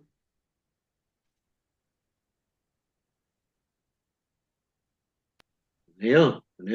Sí, ¿cómo no? En aquellos días Ezequías enfermó de muerte y vino a él el profeta Isaías, hijo de Amós, y le dijo, Jehová dice así, ordena tu casa porque morirás y no vivirás. Viene un buen pastor a visitar al enfermo. O sea, la relación con la corte. Era casado, tenía 2 hijos. Los hijos tenían, ¿cómo se llamaba la señora? ¿Qué título tenían? Profetisa. Así como la esposa del pastor dice pastora, bueno, esta era profetisa. Acá alguien dijo, no quiero que me llamen pastora. Dijo, bueno, 39, bueno, segunda crónica. ¿Qué era Isaías? Probablemente una especie de escriba de la corte. Y quizá era de la aristocracia. Tal vez tenía parentesco. Entonces, por eso tenía tanto acceso a la corte. Bueno, acá tenemos de vuelta qué profetas eran simultáneos con él, Miqueas. Mientras Isaías profetizaba en Jerusalén, ¿dónde profetizaba Miqueas? Ya lo vamos a ver. En el campo, en la región de la Cefela. La Cefela, recuerda, la montaña baja. Oseas era profeta en el reino del norte. ¿Quiénes eran los grandes reyes de Asiria? Tiglat-Pileser, Salmanasar, Sargón, Senaquerib. Senaquerib fue el que invadió. En los días de Salmanasar y de Sargón fue destruido ¿qué? Samaria, el reino del norte. 701, Senaquerib invade Judá. Bueno, en el 732, fin del reino de Damasco. Los faraones de Egipto, ¿quiénes son? Tiraca, como general, después Tiraca como presidente, como faraón. 722, las 10 tribus del norte caen al cautiverio. Miren las cosas que pasan en los días de Isaías, que nos permiten entender a Isaías. ¿Quiénes eran los reyes? Usías, Jotam, Acaz, Ezequías, Y Manasés, que no figura en la lista, que probablemente como su ministerio fue de manera clandestina en los días de Manasés, bueno, pero Manasés, de todas las maldades que hizo, también hizo esto de probar el filo de la sierra con Isaías adentro del tronco. El tema de la unidad de Isaías, este es un gran punto. ¿Alguien quiere leerlo? En la actualidad, tanto A ver, un conservadores, poquito más alto para el otro lado. en la actualidad, tanto conservadores como críticos coinciden que el libro de Isaías es un todo unificado y que los capítulos 40 al 55 hablan desde la perspectiva del exilio. La cuestión que divide las aguas puede sintetizarse en la siguiente cuestión. ¿Es el autor de 40 al 55 alguien que vive en el exilio en el siglo VI? ¿O es alguien que vive en el siglo VIII y habla por medio de una visión profética? Ahí está. Está clarito que a partir del capítulo 40 la perspectiva ya no es de Asiria, sino desde Babilonia. La pregunta es si ese es un segundo profeta distinto al primero o es el primero hablando en perspectiva profética. Esta es la pregunta la que divide las aguas. La cuestión ya no es más algo que refiere a la unidad de Isaías, sino que a la autoría de Isaías. Antiguamente la inspiración era vista como un fenómeno vertical, el Espíritu de Dios trabajando en y a través de quién, de un individuo como Isaías o Jeremías. Con el tiempo, ¿qué es? Es más vista como un fenómeno horizontal. El Espíritu de Dios que continúa trabajando por generaciones, como diciendo, un profeta arranca, el otro le agrega, y todo eso se puede considerar inspirado de la misma manera, ¿no? A través de una serie de personajes anónimos o grupos. Los liberales van por este lado. Una cuestión clave es la siguiente. ¿Son las palabras lo que es inspirado? ¿O es un autor, llámese Isaías, que es inspirado? ¿O ambos? ¿Qué les parece? ¿Qué es inspirado? ¿Las palabras?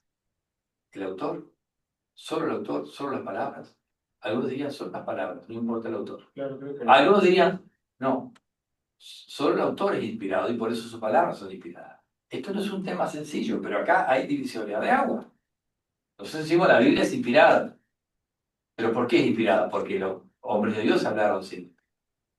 Pero para muchos no importa, puede haber sido cualquier anónimo secular que estuvo escribiendo y también es palabra de Dios.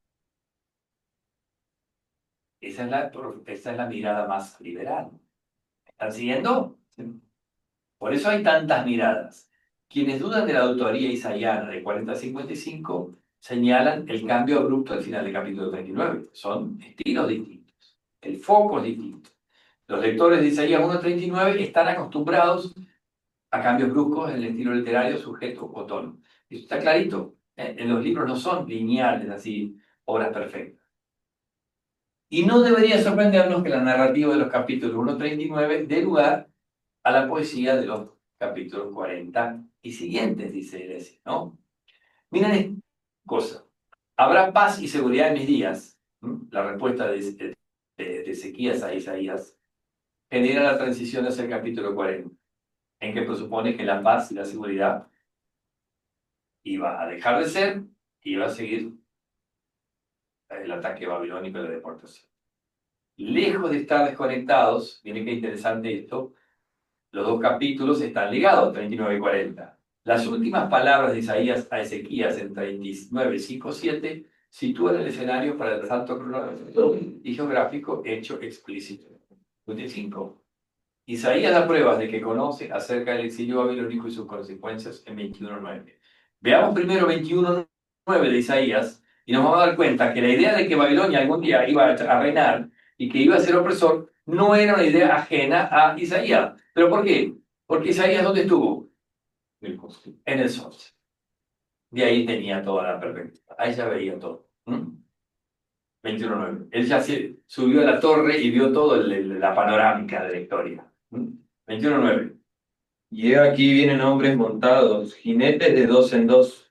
Después habló y dijo, cayó Babilonia, y todos los ídolos de sus dioses quebrantó en la tierra. Babilonia todavía no era imperio, porque lo sería después sobre la ceniza de Asiria. Y ella está viendo no solo su reinado, sino también su caída. ¿Cuán alto estuvo? Y estuvo lo suficientemente alto para ver más allá del horizonte. ¿Me entienden? Para un tipo como yo, común y corriente, que apenas puedo ver al otro lado acá, no tiene sentido. ¿Eh? Bueno, vamos a ver 39:7-5. Miren ahí, es el momento en que Isaías reprende a Ezequías. Porque Ezequías, ¿qué hizo? Vamos a ver 39:5-7. Isaías le dijo entonces a Ezequías: Oye la palabra del Señor de los ejércitos. Vienen días en que todo lo que hay en tu casa y todo lo que tus padres han atesorado hasta el día de hoy será llevado a Babilonia. No quedará una sola cosa. El Señor lo ha dicho. A los hijos que tengas y que engendres se los llevarán a Babilonia y allí los convertirán en eunucos del palacio del rey. ¿Qué está diciendo Isaías? ¿Qué había hecho Ezequías ahí? ¿Qué pata había metido? Así como Isaías, como Natán lo tuvo que reprender a David por otra macana, acá, ¿cuál había sido la macana que Ezequías había mandado? ¿Alguien recuerda? ¿Aprobaron conmigo la materia anterior, Bueno, igual todavía tienen que rendir el recuperatorio. ¿Recuerdan qué macana se había mandado Ezequías? Está en los versículos previos del capítulo 39. Miren un poquito a ver. Ya. Lo presente que recibió desde Babilonia. ¿Para qué recibió presentes? ¿Quién era Babilonia en ese momento? Babilonia no era imperio. Babilonia era una ciudad dentro del imperio asirio. Pero ¿cuál era el objetivo de Babilonia? Va a ser un imperio. ¿Qué necesitaban para eso? Aliados. Y cuando van a mandar embajadores a Ezequías, los recibe. ¿Y qué hace? ¿Qué les muestra? El palacio no hay. Tesoro y todo. Les muestra todo. Dice, miren lo que hay acá. Podemos ser buenos aliados. Y viene Isaías. ¿Qué le estuviste mostrando? ¿Estás alimentando su codicia? Para y se lo van a llevar. Y tal pasó. Entonces, ahí fue que Ezequías recibe una reprensión muy grande de Isaías. ¿Vos sos o te hacés? No le dijo eso, pero que diga, ¿vos sos o te haces? Porque esto que le mostraste algún día va a ser de... Bueno, ¿entienden que hay una conexión de 39 con 40? ¿Qué está diciendo 39? Va a venir lo de 40 y pico. Entonces, otra vez, Isaías podía saber, como humano, como yo, no. Como persona que tuvo acceso al consejo de Dios por revelación, ¿podía saber? Sí, podía saber. ¿Cuántos años podía anticiparse los hechos? 5, 10, ¿qué es lo permitido? No hay. No hay. Si es de Dios, la eternidad es de Dios. Sí pudo anticipar la crucifixión de Cristo. ¿Cuántos años? 800 antes. Pudo anticipar la resurrección de Cristo. ¿Cuántos años antes? ¿Y cuál es el problema? Si una vez que vos estás en el sol, llega Puede ser que también haya eh, cosas escatológicas también, ¿no? En Isaías, digamos, de que todavía no pasaron. Pero sí, por supuesto. Es más, está lleno de cosas que todavía no pasaron. Bueno. Ahora, ¿qué hace el racionalismo del siglo XX? Es una interpretación crítica de la segunda parte de Isaías. Descarta la posibilidad de la profecía predictiva. O sea, acá hay un bloqueo racional. No puede haber profecías. Como dijo recién Pablo sobre Jesus Semna, que son estudiosos que quieren recuperar el Jesús histórico. Entonces, todo lo que choca con la razón, afuera. Solo un sistema cerrado, esto es uno que le impide a Dios comunicarse con la gente, es requerido al lado de múltiples autores. Una de las cosas que cita Isaías y que escandaliza a muchos es el nombre de Ciro, del futuro que va a traer, que va a dejarlos volver, antes que Ciro exista. Entonces, algunos dicen, esas son cosas posteriores. Pero miren cómo es presentado Dios en 41:26, 43:8-13, 44:6-8. A ver, ¿cómo es presentado especialmente Dios en estos versículos? A ver, ¿querés leer alguno, Manuel? Sí. 44:6-8.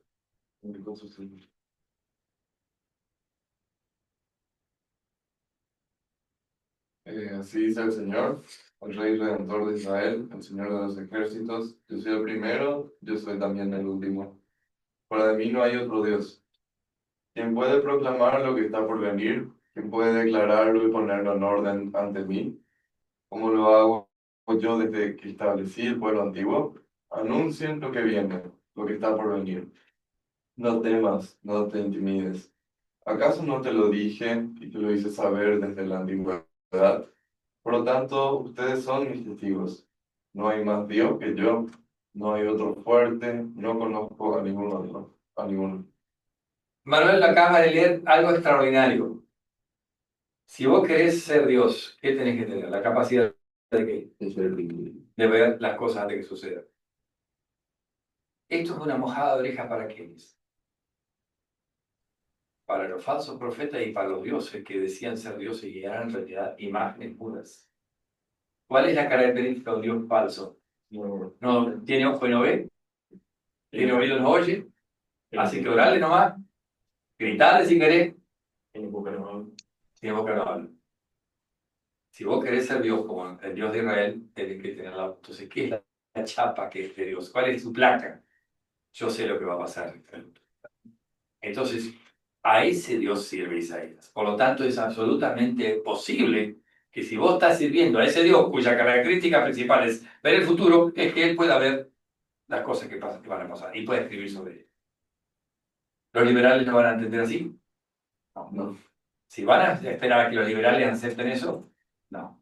Entonces, en tal caso, Yahvé no es diferente a ninguno de los dioses paganos, porque ninguno de ellos es capaz de predecir el futuro. O sea, si vos pones toda la razón, el argumento de los críticos sería algo como lo siguiente. El profeta de los capítulos 40-55 es alguien con propósitos nobles. No importa si él sabía que Ciro iba a derrotar a Babilonia o no. La grandeza del profeta reside en su poesía y su elevada retórica, no en los datos que nos da acerca de la situación histórica del siglo VI. O sea, no tiramos a Isaías a la basura, pero es una hermosa poesía. Inspira mucho, es un lenguaje piadoso, muy lindo, muy elevado. Pero la historia, nada. ¿A mí me entienden? Bueno, paso por alto algunas cosas porque tengo mucho material y necesitamos más tiempo. El test por excelencia para ser un verdadero Dios consiste en ser alguien que puede predecir el futuro común. O sea, decime que sos Dios. ¿A cuánto va a estar el dólar mañana? No lo sé, entonces no sos Dios. ¿Está clarito? O sea, si sos Dios, por lo menos algunas cosas así tenés que saber. Acá hay muchas cosas de mañana, no las sabemos, no las sabe nadie. ¿Qué día se va a morir fulano? No lo sé. Bueno, si sos Dios, tenés que saberlo decir. Etc.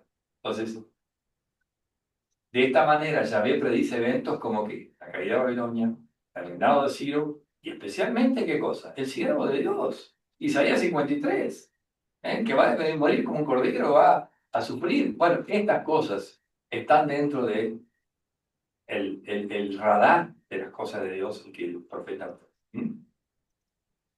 Si son poetas o editores tardíos los que acomodan los hechos para hacerlos parecer creíbles, entonces la insistencia de que Dios no es un Dios cualquiera ya nos puede predecir el futuro. No se trataría de una percepción teológica, sino de una burda mentira. O sea, los profetas más bien serían ¿qué? Una especie de engañadores famosos, chantas, chantapufe, decían antes, ¿no?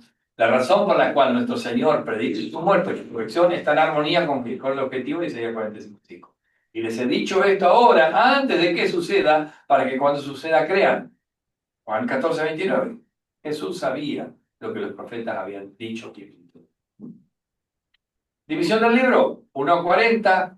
Fíjense, tiene estas partes, 1:12, 13:27, 28:35, 36:39. ¿Qué tenemos, por ejemplo, en 1:12, lo que se llama el libro de Emanuel? 13:27, todas profecías contra naciones vecinas. Los que están aquí en bachillerato superior, pero también los que están en el ETH, van a dar Isaías como materia conmigo. Así que no vamos a pronunciar mucho. Si van a avanzar con sus estudios, van a ver Isaías conmigo.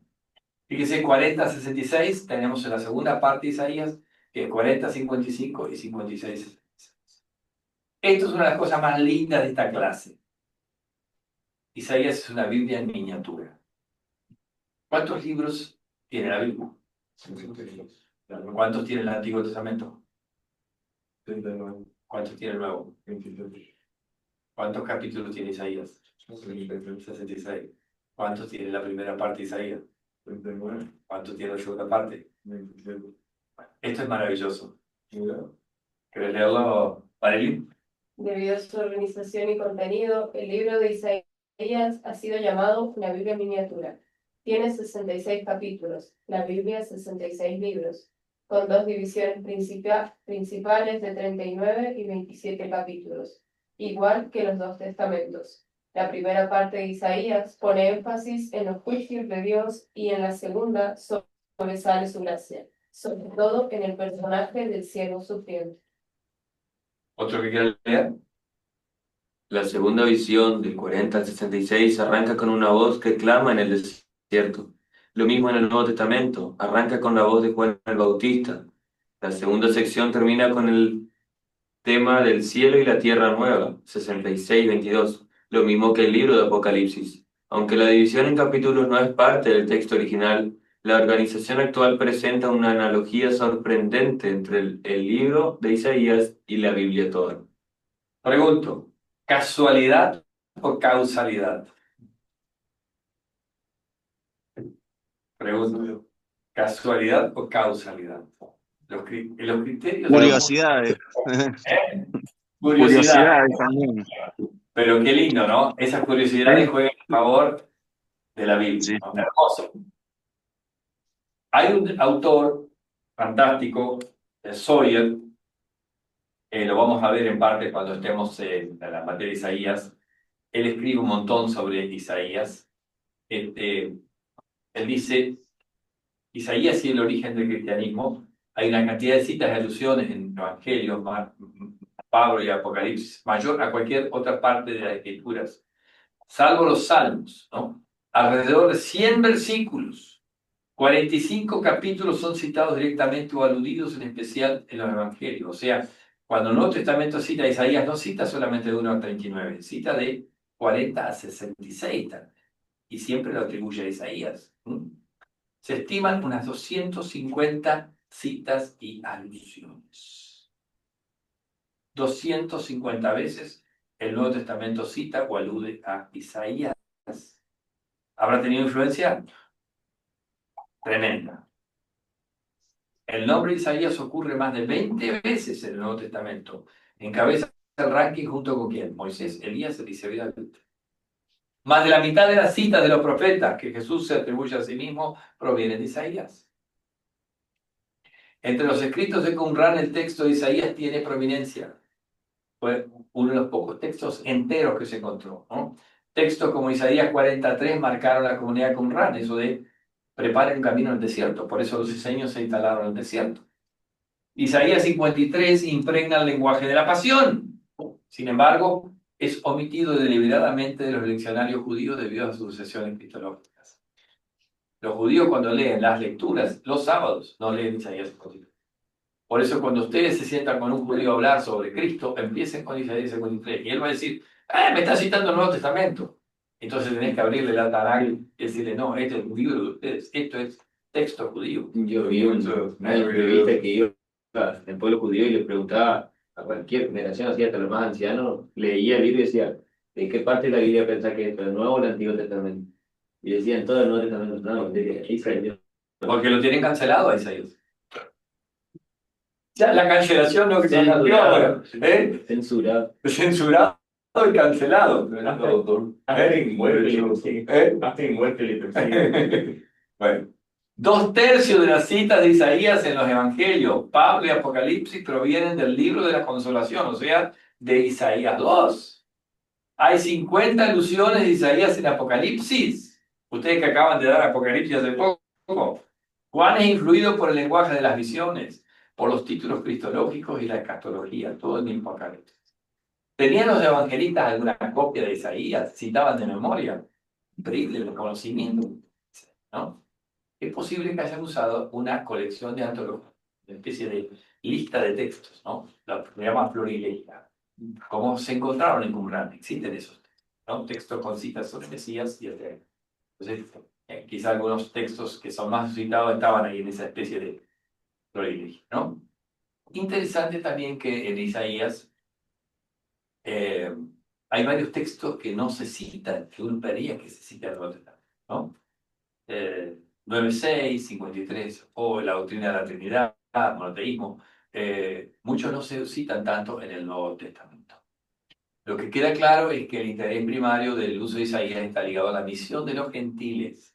Donde más se cita a Isaías es para corroborar la misión de los gentiles, diciendo, estos de afuera también ahora van a ser hijos de Abraham. Pablo alude a la raíz de Isaí, pero no usa algunas cosas, textos salientes. Acá podríamos estar